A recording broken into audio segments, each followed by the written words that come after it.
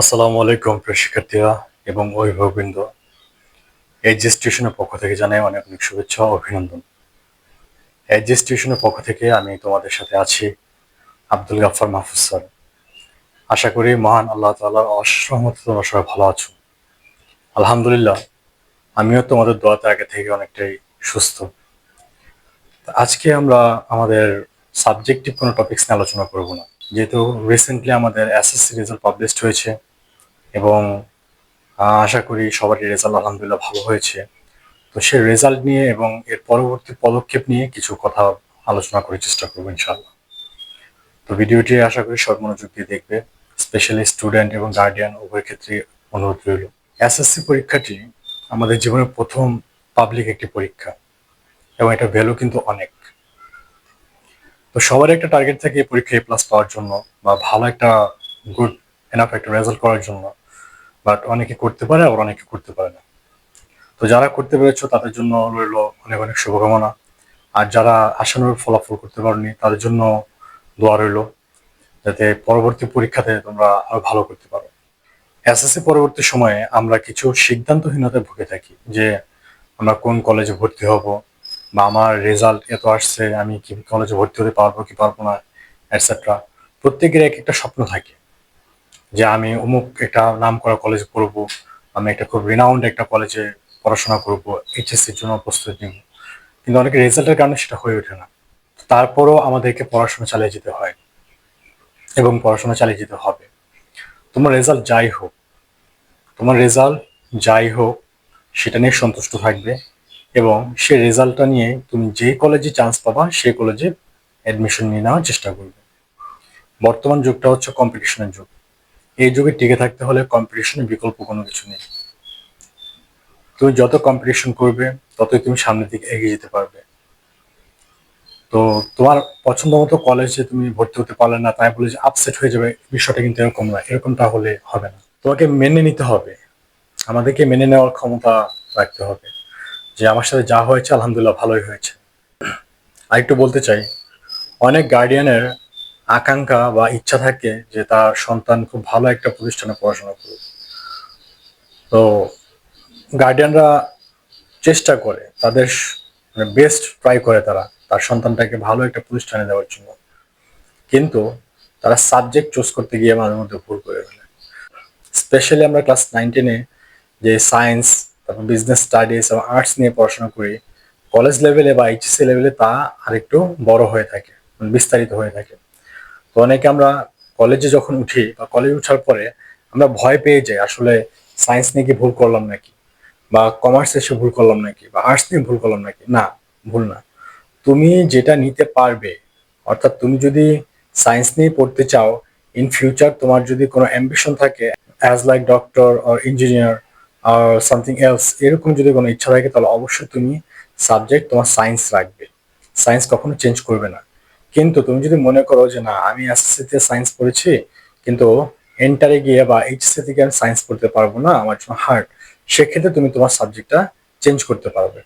তবে হ্যাঁ, চেঞ্জ করার আগে অবশ্যই তোমাকে ভালো মতো বুঝে শুনে চেঞ্জ করতে হবে। তোমার যারা সিনিয়র পার্সন আছেন, অর্থাৎ তোমার যারা বড় ভাই, বড় বোন, অথবা তোমার যারা গুরুজন আছেন, তোমার যারা শিক্ষক আছেন, তাদের সাথে তোমার সমস্যাগুলো ডিসকাস করে তারপরে তুমি সাবজেক্ট চুজ করার চেষ্টা করবে।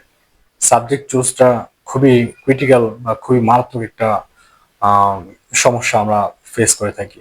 বিশেষ করে আমি আমার অভিজ্ঞতা থেকে বলছি, আমি এরকম অনেক স্টুডেন্ট দেখেছি যারা এসএসসিতে গোল্ডেন এ প্লাস পেয়েছে কিন্তু এন্টারে গিয়ে আর সায়েন্স নিয়ে পড়তে পারছে না।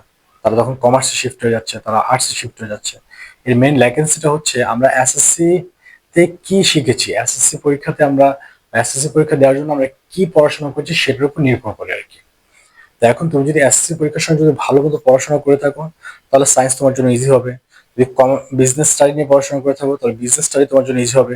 যদি আর্টস নিয়ে পড়াশোনা করে থাকো তাহলে আর্টস তোমার জন্য ইজি হবে।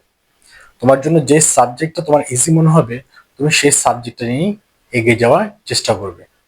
সাবজেক্টের বাইরে নিজের মন মতো কোনো সাবজেক্ট চুজ করবে না, কারণ একটা ভুল যদি তুমি করে ফেলো তাহলে সারা জীবন তোমাকে পস্তাতে হবে। আরেকটা অপশন হচ্ছে এসএসসির পরে ডিপ্লোমাতে ভর্তি হয়ে যাওয়া, আমরা যেটাকে ডিপ্লোমা ইঞ্জিনিয়ার বলে থাকি, 4 বছরের কোর্স। তো তুমি এখানে কম্পিউটার সায়েন্স নিয়ে পড়াশোনা করতে পারো, অথবা যন্ত্র প্রকৌশল নিয়ে পড়াশোনা করতে পারো, ইলেকট্রিক্যাল ইলেকট্রনিক ইঞ্জিনিয়ারিং নিয়ে পড়াশোনা করতে পারো। অর্থাৎ তুমি যখন 4 বছর পরে বের হবে ডিপ্লোমা সার্টিফিকেট নিয়ে, তোমাকে ডিপ্লোমা ইঞ্জিনিয়ার বলা হবে। তারপর তোমার এটার উপর বিএসসি করতে হবে, এমএসসি করতে হবে। তুমি যদি পড়াশোনা আরো চালিয়ে যেতে চাও, সেক্ষেত্রে তোমার পড়াশোনাটা আরো চালিয়ে যেতে হবে।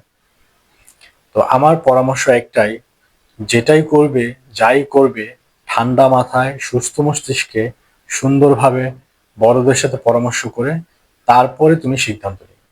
হুটহাট করে সিদ্ধান্ত নিলে হবে না। হুটহাট করে সিদ্ধান্ত নিলে আমাদের জীবনে ঝামেলা শুরু হয়ে যায়। তো আমাদেরকে এই জিনিসটা সতর্কতার সাথে আমাদের মোকাবেলা করতে হবে। আমাদের এমন কোনো কাজ করা যাবে না যাতে ভবিষ্যতে গিয়ে আমাদের পস্তাতে হয়, বা ভবিষ্যতে গিয়ে আমাদের বলতে হয় যে না, আমি জীবনে ভুল করেছি।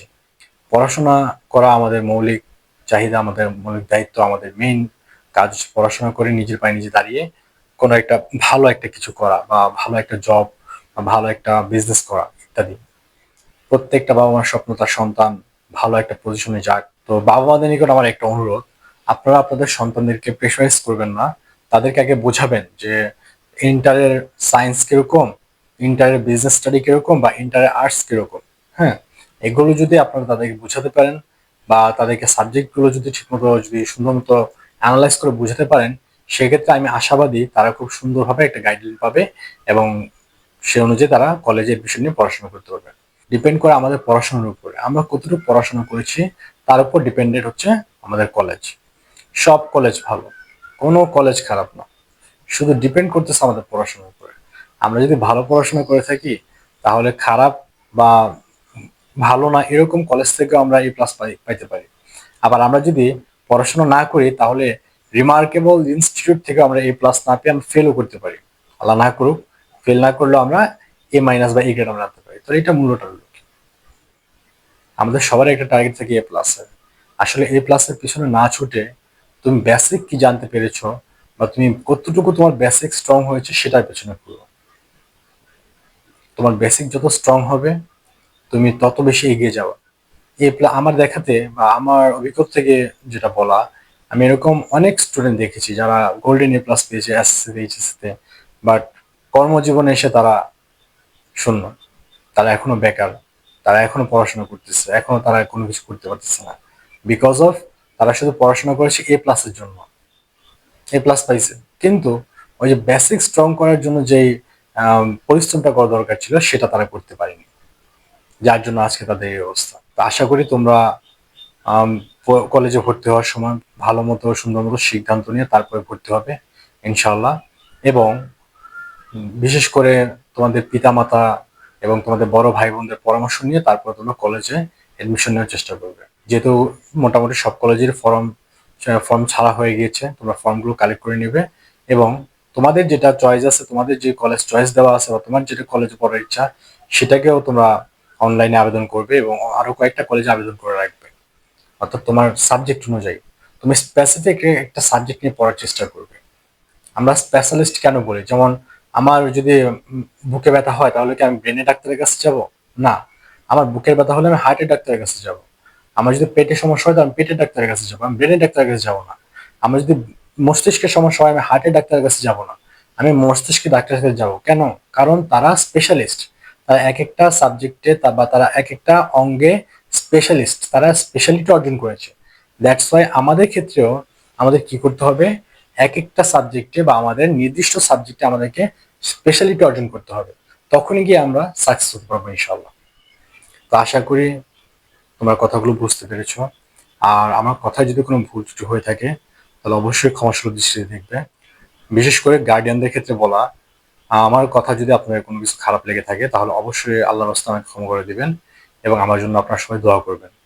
আমি সবসময় আমার শিক্ষার্থী যারা আছে তাদেরকে আমি আমার সন্তানের মতো মনে করি। আমার সন্তান এক প্রকার, তারা সবাই আমার সন্তান।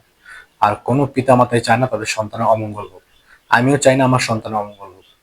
তা আমার একটা রিকোয়েস্ট, তোমরা যাই করো না করো, বা যেটাই করতে চাও, আগে ঠান্ডা মাথায় সুন্দর মতো বুঝে তারপরে সে কাজটা করার জন্য অগ্রসর হবে।